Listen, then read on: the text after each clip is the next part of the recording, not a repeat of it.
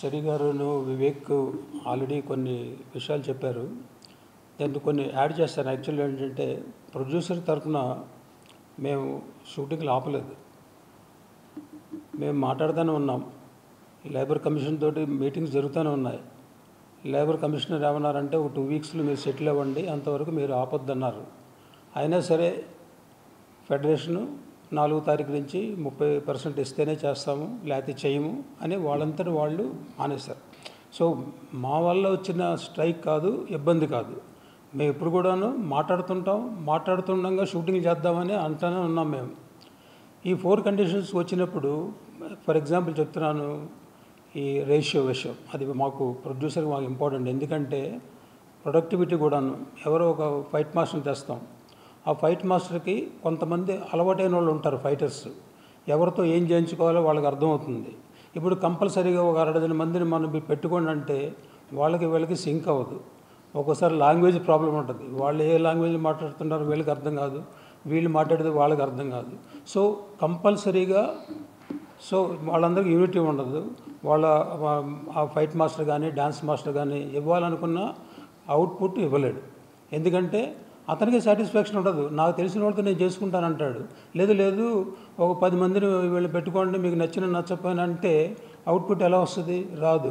So ఈ condition already ఒప్పుకున్నారు వాళ్ళు. 1 సెప్టెంబర్ 2023 నుంచి ఈ రేషియో లేదని ఒప్పుకున్నారు, సైన్ చేశారు, కానీ ఇంప్లిమెంట్ చేయట్లేదు.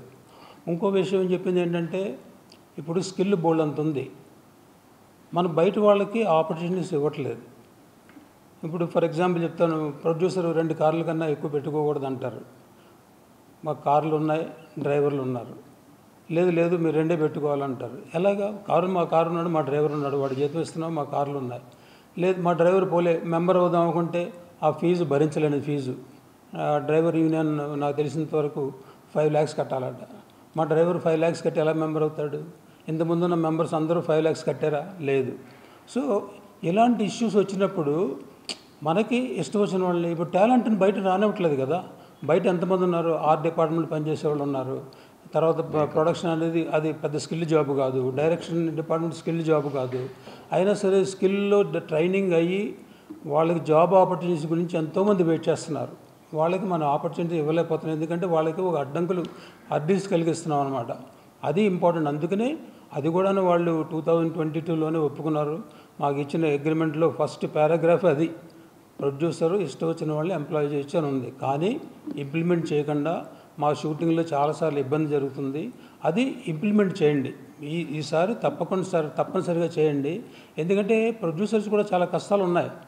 ఒక ఇండస్ట్రీ కూడా బాగోలేదు, అది వాళ్ళకు కూడా తెలుసు. మేము కార్మికులు కానీ వాళ్ళని ఇబ్బంది పెడదామని మేము ఎప్పుడు అనుకోలేదు.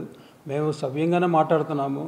కానీ ఒకవైపు నుంచి అది లేకుండా మేము చెయ్యం, మీరు మా 30% పెంచుతారు కానీ మేము చేయమన్నట్టు వస్తే మేము ఏం చేస్తాం చెప్పండి? సిచ్యువేషన్ కూడా అంత బాగోలేదు, ఇండస్ట్రీ సిచ్యువేషన్. మేమేమన్నామంటే ముందు ఈ 4 కండిషన్లు ఒప్పుకోండి. సండే వచ్చిన విషయం ఏంటి? సపోజ్ ఒక లొకేషన్లో చేస్తున్నాం, ఆ లొకేషన్లో 1 day ఉంటే ఆ లొకేషన్ ఖాళీ అయిపోతుంది. అలాంటప్పుడు సండే చేయమంటాం.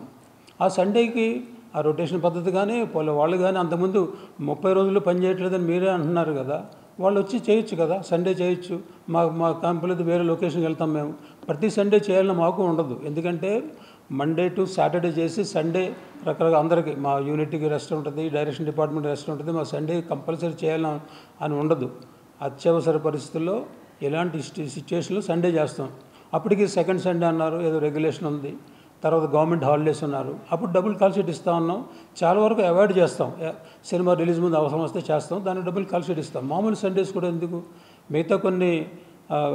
మిగతా ప్రొడక్షన్ హౌసెస్లో కాదు, మిగతా ఇండస్ట్రీలో డబుల్ కాల్ షీట్ అనేది లేదు, మాకు తెలుసు. సో అది చాలా జెన్యూన్ రిక్వెస్ట్ అనమాట. ఇంకా 9 to 9 call sheet. 9 to 9 call sheet ఏమిటి? 4 లేవాలి వర్కర్, 4 లేచి రావాలి. దాని బదులు 9కి వస్తే వాళ్ళు కూడా కన్వీనియంట్గా రావచ్చు కదా. 6 లేచి చక్కగా 9కి రావచ్చు. మాకు కూడా ప్రొడక్టివిటీ పెరుగుతుంది. 9 వరకు ఏ షూటింగ్లు 9 వరకు ముందు మా ఫస్ట్ షాట్ పట్టలేదు. అలాంటప్పుడు 9 to 9 చేస్తే బాగుంటుంది కదా. మాకు ఖర్చు తగ్గితే ఇంకో సినిమా చేస్తే ఇంకో మందిగా ఆపర్చునిటీ కలుగుద్ది. ఇవన్నీ ఆలోచించుకోవాలి. ఈ కండిషన్స్ పెద్ద విపరీతమైన కష్టపడే కండిషన్స్ ఏం కాదు. 9 to 9 అనేది అందరికీ మంచిది. ఒకళ్ళు 6 to 6 పెట్టుకుంటే 6 to 6 పెట్టుకుంటాం. కానీ 9 to 9 వర్కర్స్కి కన్వీనియంట్, మాకు ఉపయోగపడుతుంది. అందుకని ఇద్దరు సమంజసంగా ఆలోచించుకుని ఇది కావాలని అడిగాం.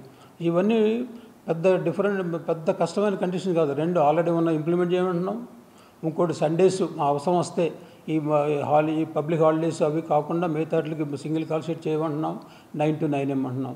దీంట్లో ఇబ్బంది ఏముంది? కానీ ఏంటంటే బయట మీడియాకి కానీ మిగతా అసోసియేషన్ మెంబర్స్ కానీ కరెక్ట్గా ఇన్ఫర్మేషన్ వెళ్ళట్లేదని మా అభిప్రాయం.